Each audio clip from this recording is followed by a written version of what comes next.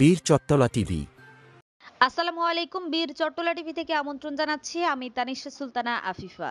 চট্টগ্রাম মহানগর বিএনপির সাবেক সাধারণ সম্পাদক মরহুম আলহাজ দস্তগীর চৌধুরীর ১৪তম মৃত্যুবার্ষিকীতে চট্টগ্রাম মহানগর বিএনপির মরহুমের কবরে পুষ্পমাল্য অর্পণ করেন।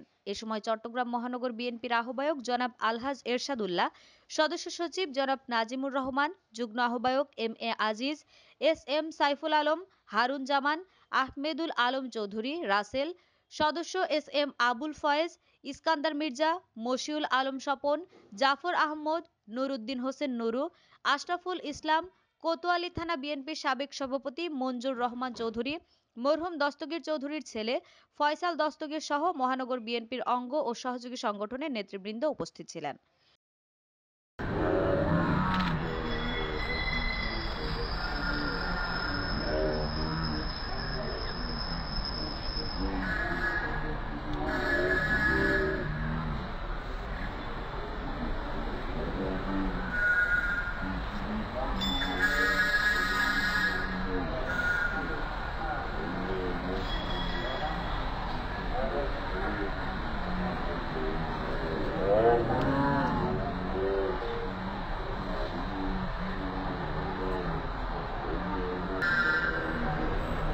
আমাদের আরো আপডেট খবর পেতে চোখ রাখুন বীর চট্টলা টিভিতে। ফেসবুকে ফলো, ইউটিউবে সাবস্ক্রাইব করুন।